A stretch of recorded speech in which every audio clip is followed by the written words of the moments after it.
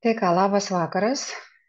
Kas šiandien nori sužinoti daugiau, arba labas rytas, arba labą dieną, kada klausysite įrašą ir norite sužinoti apie tai, kaip gerai jaustis. Na ir pirmiausia, pasirūpinti savo pačiu didžiausiu, vienu iš didžiausių savo organų, tai yra kepenimis.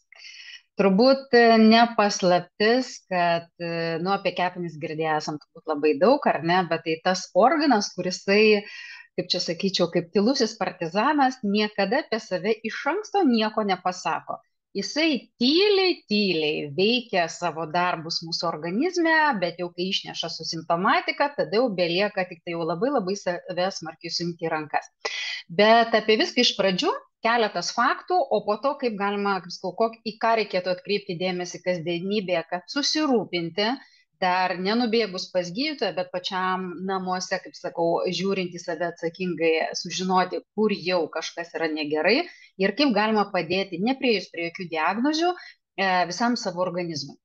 Tai jeigu paprastai žiūrint, ar ne, kepenys, kaip ir minėjau, tai yra faktiškai antras organas pagal savo dydį. Pirmasis yra mūsų oda ir tai organas, kuris iš tikrųjų pro jį praeina kraujas, visi toksinai, viską, ką tepame, ant odos dedame į skrandį, užuodžiame, įkvepiame, visa tai keliauja į organizmą ir be abejonės pro mūsų pagrindinį filtrą kepenis. Per parą iš tikrųjų pro kepenis netgi dar toks įdomus dalykas prateka 2000 litrų kraujo. Tai vėlgi yra labai toks signalas aiškus, kad kepenys mūsų turėtų būti stipriai gerai funkcionuojančios ir švarios, kad pro jos viskas praeitų labai lengvai. Beje, gera naujiena yra tokia, kad neišgazinčiau nuo pat pradžių, kad kepenys yra vienintelis organas, kuris su pagalba gali labai kurio ląstelės atsinaujina maksimaliai. Netgi esant kepenų pažeidimams iki 70% įmanoma, kad kepenys atsistatytų ir atsinaujintų. Be abejonės, nėra vienos tabletės, nėra vienos piliulės, nėra vienos dienos, nes dažnai tenka išgirsti tokį klausimą, o galiu aš taip jau per savaitę, per mėnesį atstatyti kepenis? Tai gera naujiena, ne, tam reikia laiko. Ir dienų skaičius, jeigu taip jau žiūrėti iš tikrųjų sąžiningai, tai yra 300-500 dienų, kada apjungus mitybą, vandens režimą, būtinus produktus organizmo būtent valymui ir kepenų valymui, mes galim padėti savo atstatyti kepenis. Tai jeigu šiukšlinam organizmą maistu bet kokiu, turim daug žalingų įpročių, juos taip pat neeliminuojam, o tik tai pageriam piliulės, tai, nu ką, neapgaudinėkim savęs, ar ne, o jeigu norim rimtai pasirūpinti, tai, kaip sakau, imam viską į rankas. Ką dar? Per parą kepenys išskiria ir pagamina 1 litrą tulžies. Tai yra tas skystis mūsų organizme, kuris iš tikrųjų yra taip pat labai svarbus ir galbūt tenka jums girdėti, kad labai svarbu, kad tulžis būtų taki. Taki, tai reiškia, jinai atlieka netgi savo funkciją, tai yra, jinai yra kartus produktas, jeigu taip galim ją įvardinti, ar ne. Ir tulžis, kai yra taki, jinai puikiausiai keliaudama į žarnyną labai gerai tvarkosi su mūsų parazitais. Bet jeigu mūsų organizmas yra užrūgštėjęs, tai dėja tada apsauginė funkcija įsijungia tokia, kad tulžiai atsiranda kepenys. Ir tai akmenis. Ir tai yra kepenų apsauginė funkcija. Todėl čia va dar vienas signalas tiem, kas jau turi šitą lobį savo tulžies pūslėje, turi akmenų, tai va dar vienas rodiklis, ar ne, kad vis dėlto organizmas yra per daug užrūgštėjęs. Iš tikrųjų, kas išduoda kepenis, ar ne, žiūrėkit, tai kepenis yra kaip tas mūsų geras dulkių siurblys. Atsimenat, kai nusiperkam gerą naują dulkių siurblį, filtrai visi nauji, gerai veikia, oi, kaip siurbia, viską kaip turi būti. Bet kai dulkių siurblys užsikemša, ar ne, filtrai užsikemša, jisai siurbia. Tik tai neaišku ką, ar ne, ir kiek jisai dirba. Tai lygiai taip pat funkcionuoja ir mūsų kepenis. Ką galim pajausti, kokia simptomatika gali mums jau signalizuoti, kad, na, su kepenim jau kažkas ne visai gerai. Atsirandantis nuovargis ir ne toks, kad vieną dieną pavargęs, kitą dieną atsigavęs, o tiesiog jisai toks net, kaip sakyčiau, chroniškas nuovargis, ar ne, atrodo, išsimiegam, išsilsim, bet vis tiek pastoviai jaučiamės pavargę. Susilpnės imunitetas. sirgimas dažnas, vaistų vartojimas, tai visa tai atsiliepia taip pat su kepenimis. Virškinimo sutrikimai, pavalgėm gerų šašlykų, vasaros sezonas artėja ir galbūt ne po vieną vakarą ir žiūrim, nu kažkaip sunkoka skrandį ir po kiekvieno riebesnio maisto pavalgymo jaučiam sunkumą skrandį, ar ne? Tai jau jums signalas, kad kepenys nefunkcionuoja taip, kaip turėtų funkcionuoti. Leidžiamės, jeigu žemiau, kraujagyslės, venų dariniai, iššokusios venos būtent jau pačiose kojose. Atkreipiant dėmesį be abejonės į odą, pageltusi oda, pageldę akių obuoliai. Tai jau labai aiškiai rodo, ar ne, kad kepenys kalba su mumis. Kodėl kepenų neskauda? Kepenyse nėra nervų galūnėlių, todėl skausmo ten ir nėra. Galbūt taip, mes kartais galim pajausti maudimą dešiniai pusėje, ar ne? Bet tai nebūtinai tai bus, kaip sakau, kad kepenys apie tai, ar ne? Kepenys duoda kitokius simptomus, kuriuos mums verta būtų kiekvienam pastebėti. Beje, kepenų diagnozės jos neateina per vieną dieną, tai yra mūsų gerų, blogų įpročių pasiekmė, vandens negerimo pasiekmė, bet kokio maisto valgymo, greito maisto valgymo, ar ne, daug žalingų įpročių ir tai formuojasi metai iš metų, kuomet jau tam tikram amžiui, ar ne, kepenys pradeda kalbėti pačios apie save.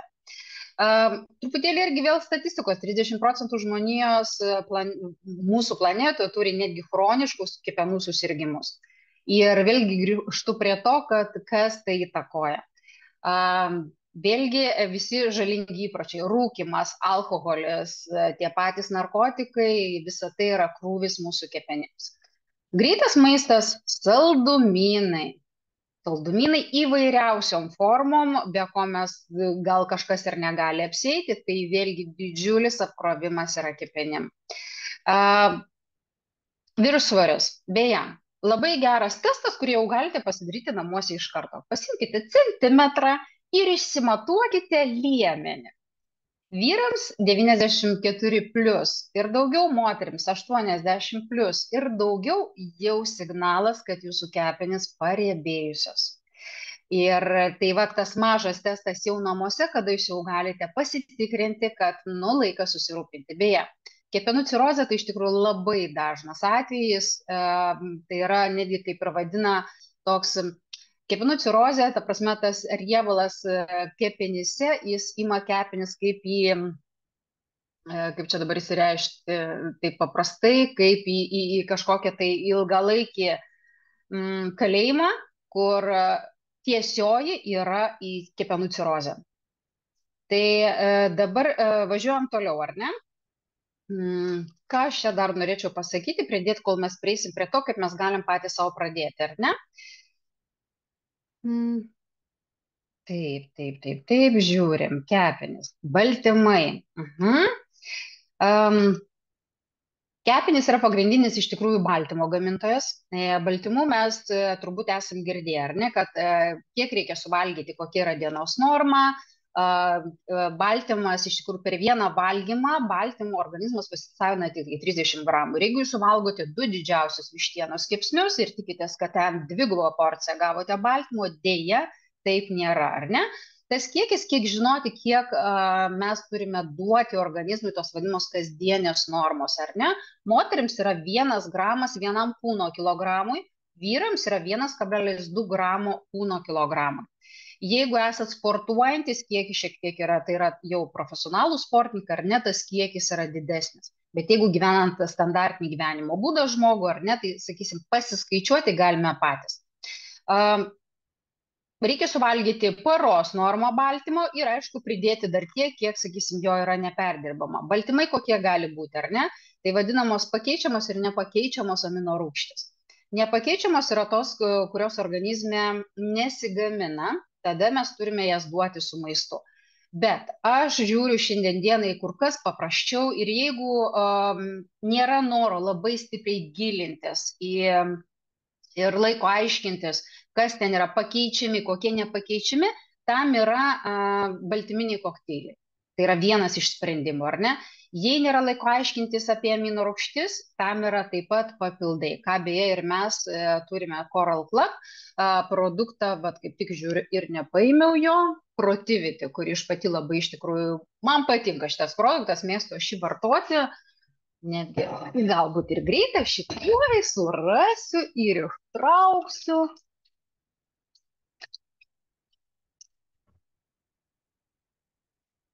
Nu va, prisigyriau, pasirodo, aš jau jį išmečiau ir dar nespėjau nusipirkti. Bet reikia turėti jį namuose, nes tai iš tikrųjų labai paprasta ir nesudėtinga, kaip skauduoti tą tinkamą normą pakeičiamų ir nepakeičiamų amino rūgščių savo organizmui. Dar du labai svarbus momentai. Be tinkamos mitybos plus vandens balanso apie kepenų atsistatymą net nėra kalbos. Tai yra šitie dalykai, kurie būtini kiekvienam organizmui tam, kad reguliuoti lėkštėje, ką mes turime, ir žiūrėti vandens balansą. Vandens balansas 30 ml vienam kūno kilogramui, kur būtina išgerti kiekvieną dieną. Jeigu dirbam fizinį darbą, labai daug prakaituojam arba būnam šiltuose kraštuose, be abejonės tas vandens kiekis yra didesnis. Tai yra būtina. Beje, nes mūsų organai yra tokie, kad jeigu mes neduosime vandens, jie ras būdų, kaip atimti iš kitų organų. Reiškia, patys kankinsim kitus savo organus, ko pasiekoje mes galime turėti irgi tam tikras pasiekmes. Kas dar tokio, kas liečia kepenis ir ką reikia žinoti, ar ne? Be abejonės, cholesterolis daugumui aktualus klausimas, ar ne? Nes kepenis yra pagrindinis organas reguliuojantis cholesterolio apykaitą mūsų organizme. Jos tiek gamina, tiek skaido cholesterolį ir žinomas yra gerasis ir blogasis. Taigi, kaip kepenys yra susijusios iš tikrųjų su to mūsų geruoju ir bloguoju cholesteroliu. Kepenys susintetina apie 80% viso organizmo cholesterolio. Jis yra iš tikrųjų būtinas ląstelių membranoms, hormonams ir tulžiai gaminti. Cholesterolis netirpsta kraujyje, o jis jungiasi su baltymais ir sudaro lipoproteinus. Gerasis, blogasis cholesterolis, ar ne? Gerasis cholesterolis tai yra didelio tankio lipoproteinai.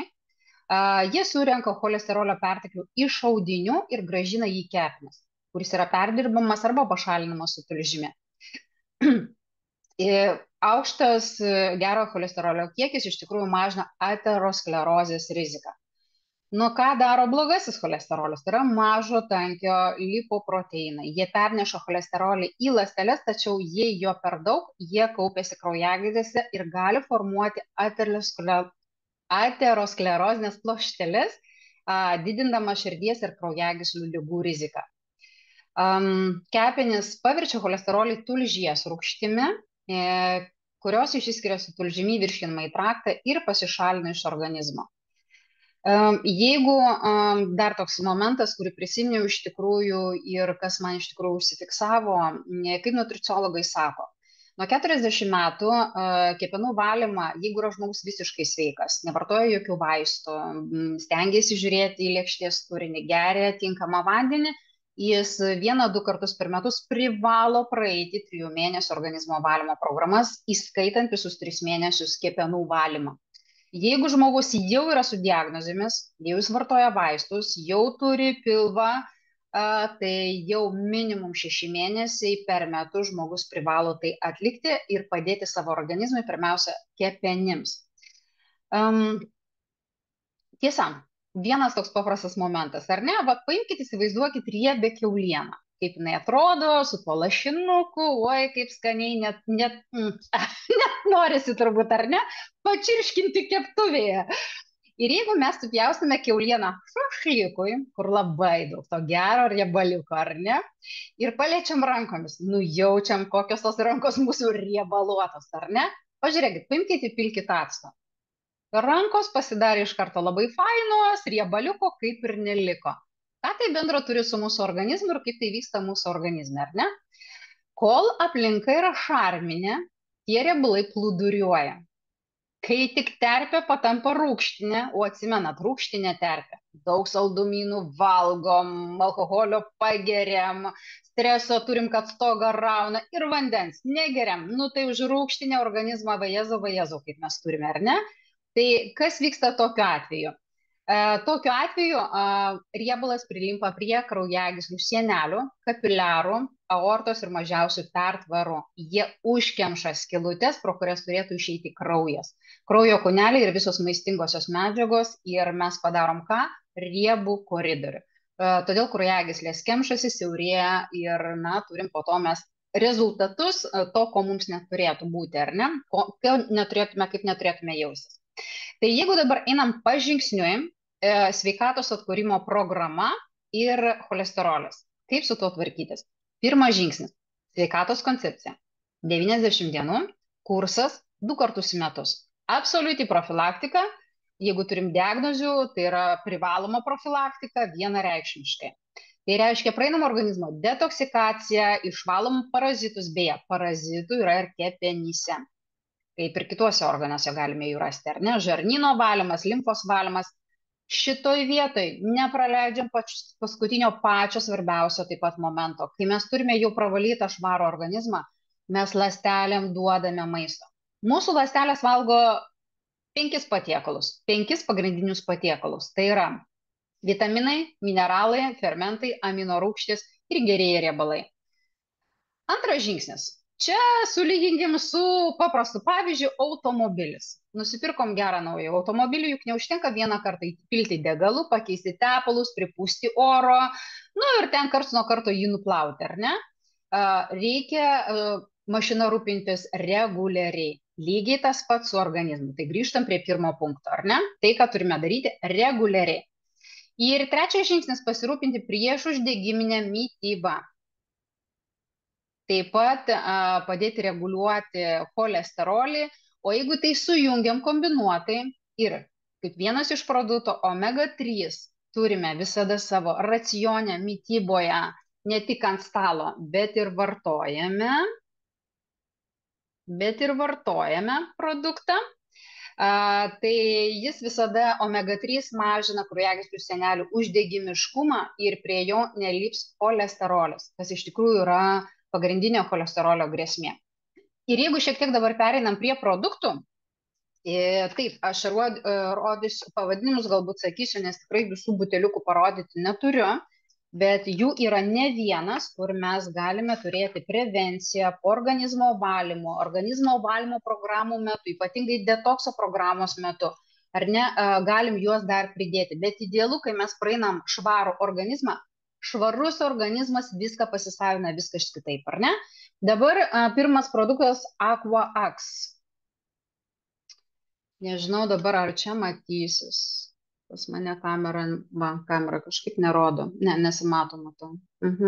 Nežinau, kokį filtrą esu uždėjus, atsiprašau. Blūrinį matau uždėjus, bet parodė pradžią, viskas gerai. Taip.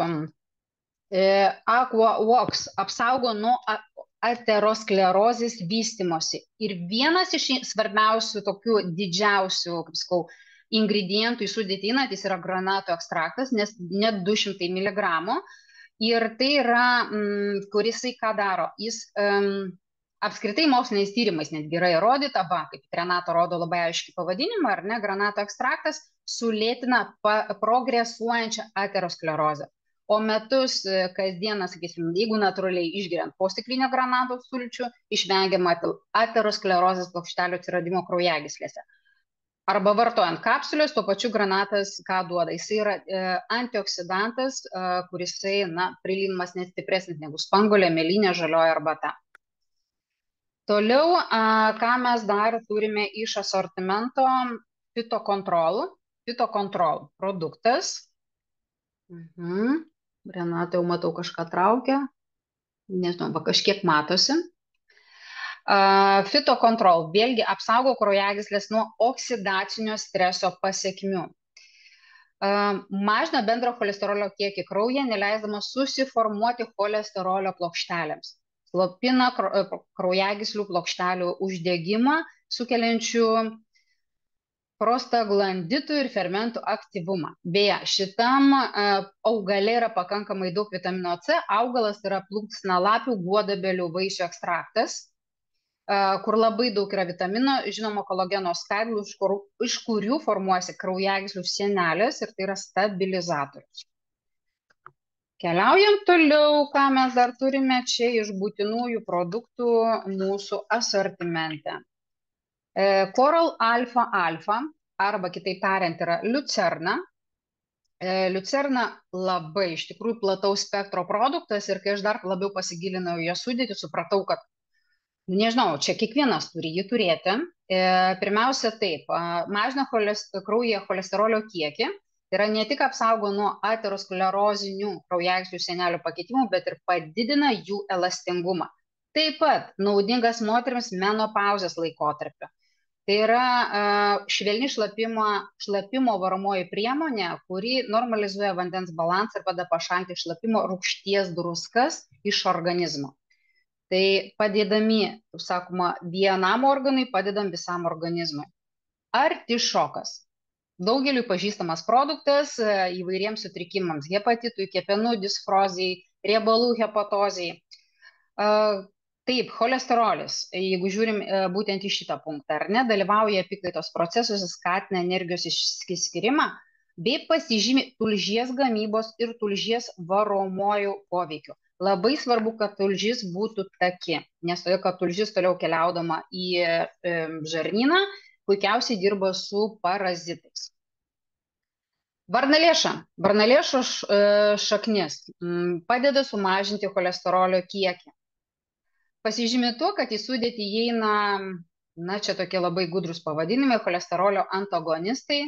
Šios medžiagos reguliuoja lipoproteidų apykaitą kepenyse ir plonosiuose žarnuose, bei mažina cholesterolio įsisiurbimą žarnyne, tuo pačiu sumažindamos jo kiekį kraujyje. Laukiu labai dar vieno produkto, mano pačio mylimiausio. Priejau prie vieno iš mylimiausių. Lecitinas. Jį pažįsta visi. Produktas, kuris naudot ištisus metus be pertraukos, jau su detokso programa, kas pradeda naudoti, su juo puikiausiai susipažįsta. Taip, lecitinas visų žmogaus organizmo ląstelių apvalkalų, tai yra membranų pagrindas. Jis būtinas organizmui kaip statybinė medžiaga, kad atsinaujintų ir susiremontuotų pažeistos ląstelės. Tai toliau, ką daro, mažina cholesterolio kiekį kraujyje, pagerina kraujo takumą bei organų aprūpinimą krauju, mažina širdies susitraukimų dažnį ir kraujagyslės sienelės tonusą, todėl gali veikti ir kraujo spaudimą. Taip, ką mes dar turime turėti savo racione? Kas mėgstat vyną arba kokteilius, arba kaip ateina vasaros sezonas, alučio, šitas produktas, darant kepenų valymą, turint vyną, baltą, raudoną, savaitgalis ant nosies, ar turit šitą produktą? Jeigu neturit, privalo turėti visais gyvenimo atvejais, netgi jeigu dar apie kepenis negalvojat, ar ne? Pirmiausia, taip, jeigu taip kalbam apie rimtus dalykus, ar ne, tai yra produktas, kur kepenų atsinaujinime iš tikrųjų labai turi daug įtakos, bet man labiausiai, žinot, patiko šito produkto sukūrimo istorija. Ypatingai, kai išgirdau, kaip profesorius, kuris sukūrė šitą produktą, Song Bok, pasaulinio lygio mokslininkas, įtrauktas į 2000 reikšmingiausių 21 amžiaus mokslininkų sąrašą, buvęs Seulo biotechnologijų universiteto pirmasis prezidentas ir taip toliau.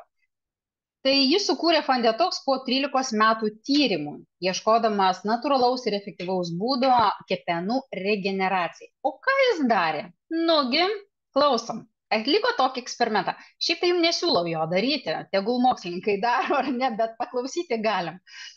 Kasdien gėrė po 2 butelius korėjietiškos degtinės 28 laipsnių stiprumo ištisus metus, tai yra 365 dienas. Nu, absoliutus alkoholikas. Bet žiūrėkit, kas įvyko. Kartu su alkoholio vartojimu jis naudojo Fandetox arbatą ir po metų laiko atliko kepenų tyrimus. Tyrimas ką parodė? Kepenų funkcija išliko normaliai, nepaisant nuolatinės alkoholio apkrovos. Kepenų fermentai atsinaujino, o kepenys išliko sveikos. Cholesterolio lygis ir riebalinė kepenų distrofija žymiai sumažėjo. Ką tai sako? Tai sako, kad nereiškia, kad reikia gerti šis metus, jokių būdų. Bet jeigu niekaip neatsisako, tai šito produktą reikia turėti. Bet jeigu kalbam rimtai, ar ne, pradėjus iš tikrųjų organizmo valymo programą, aš visada rekomenduoju šitą arbatą. Visada. Todėl, kad kepenys, kaip ir minėjau, tas yra filtras, tai yra labai svarbus organas mūsų organizme, kuris atlieka labai daug funkcijų, beje, moksliškai suskaičiuota 500 funkcijų. Ir geriant tokią arbatą, o jinai labai beje faina, labai paprasta, beje, man labai patinka, jinai skani, pati tokia garmoškė, ir tiesiog paketėlis, į šiltą vandenuką ir pasidarėt labai skanios geros arbatos ir tiesiog išgerėte vakare. Tai vat būtent Fandetoksas ir prisideda ne tik tai, kad prie cholesterolio lygio mažinimo, bet kaip jau ir supratot, ar ne, visų, kaip sakau, funkcijų atstatymo. Ką daro? Išsaugo beje vitaminą C nuo rūgštinamojo susinaikinimo, o vitaminas C yra būtinas surūgštėjusio cholesterolio formų sankaupų. Taip, tuoj palaukit, iš kontekstų ištraukiau. Vitaminas C yra būtinas kolageno sintezės dalyvis, kuris sustiprina kraujagyslių sienelės, apsaugodamas jas nuo surūgštėjusių cholesterolio formos sankaupų ir apsaugo organizmą nuo toksinų. Tai Fandetoksas tiesiog yra privalomas jūsų sortimente. Omega 3. Omega 3, apie kurį aš jau rodžiau, tai yra produktas, kurisai būtinas pirmiausia dėl to, kad omega 3, būtent mūsų produkte, yra didelės koncentracijos atkurtų trigliceridų pavidalų. Atkurtų forma iš tikrųjų jų pagal struktūrą yra artima gamtiniai, todėl lengvai ir labai greitai įsisavinama. Neįsiplėsiu apie omega 3, nes iš tikrųjų aš tikiu, kad visi labai daug ko visko žinote, bet tai yra produktas, kuris turi būti pastoviam vartojime, nes omegos mes iš tikrųjų negauname tiek, kiek valgydami galbūt žuvies, daug žuvies, bet jinai vėlgi turi būti geros kokybės, laukinė, neužauginta kažkur, ar ne? Todėl mes turime sprendimus, kuriuos turime vartoti kasdienybėje. Na ir tam kartui tiek. Manau, šita tema yra aktuali visais kampais. Cholesterolio tema yra dar, jinai gali būti ženkliai platesnė.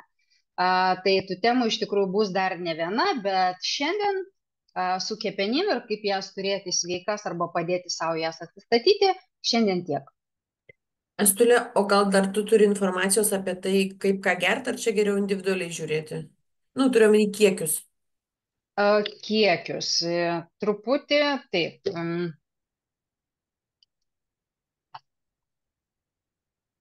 Galbūt aš pasakysiu taip, iš to, ką aš dabar turiu prieš savo akis, visų neįvardinsiu. Šiaip iš tikrųjų idealiausias variantas, aš manau, visais atvejais kreiptis į konsultantą, todėl kad jisai žino jūsų būseną ir žino, kuriam etape ir kurioje stadijoje jūs vartojate produktą. Tai čia vienareikšmiškai. Tai, kas parašyta ant dėžučių, tai yra absoliučiai maža profilaktinė dozė idealiai sveikam žmogui, kuris dar ten su vaistais faktiškai nedraugauja ir tik tai taip, profilaktiškai pragerti. Bet jeigu jūs jau pradėjote vartoti, norite rezultato, yra jau kažkokia simptomatika, tai jums tik konsultantas gali parekomenduoti prie jūsų esamos būsenos. Nes tai apjungia beje labai daug dalykų, įskaitant, kiek jūs geriate vandens, kiek mityboje pas jūs yra daug saldaus cukraus produktų, ar ne? Kiek jūsų žarnynas funkcionuoja ar nefunkcionuoja. Va, dar vienas labai svarbus momentas, ar ne? Jeigu žarnynas stringa, jeigu valgote dienoje 3 kartus, o į tualetą vaikštote rimtam reikalui, ne kasdien, o į savaitę 2 kartus. Tai ne nuo kepenų reikia pradėti gerti produktus, ar ne? O pradėti nuo normalios sveikatos koncepcijos su vandens normos atstatymu. Su be abejonės įtraukiant organizmo valymo programas, žiūrint mitybą ir kai visą tai mes pridedam kepenų valymo produktą ir kai visą tai mes pradam vartoti kompleksiškai, apjungus visas sritis, vanduo, lėkštė, ir papildų pagalba, jūs tada galite patį turėti geriausią rezultatą. Visada, jeigu jau einam su simptomatika į organizmo valymą, visada rekomendacija yra 90 dienų tik pradžia, kad organizmas pravalytas. Ant pravalyto organizmo, bet tada prasideda tikrasis organizmo atstatymo darbas, kuris taip pat užtruks ne vieną mėnesį, priklausomai nuo to, kiek ir ko jau esat prikaupę, grubiai tariant, prišiukšlinę į savo organizmą. Jeigu jums 40, sveikinu. Jeigu per 40 metų prišiukšlinot į savo organizmą ir šiandien dienai turite jau simptomatiką, kuria su jumis jau kalba organizmas, tai nebūkite naivus, kad jums užteks 40 dienų, kad būtų viskas švaru. Ne, kaip nutriciologai sako, jeigu taip jau rimtai ar ne, reikia duoti 40 mėnesių, kad organizmas būtų atsistatęs, švarus ir visiškai, kaip sakau, kitaip toliau funkcionuotų. Tai va tam reikia nusiteikti darbui su savimi, apjungiant visus žingsnius ir be abejonės kalbantys su žmogumi, su konsultantu, kuris jums ir sudėlioja individualią pražingsninę programą, kurią belieka ir vartoti. Tiesa, nebijoti, nes dažnai tenka susidurti dar su tuo momentu. O juk čia parašyta, kad tik tai po vieną kapsulę 3 kartus dienoje, o man dabar sakė, reikėtų po 2 kapsulės ir 3 kartus, ypatingai va omega, ar ne, gerti. Tai kaip čia dabar bus? Visi produktai yra 100% augalinių pagrindų. Tai mes ne apie vaistus kalbam, ar ne, mes kalbam apie piliulės. Ir tas kiekis, vadinasi, prie jūsų diagnozės yra toks ir reikalingas, taip ir turite naudotis tuo.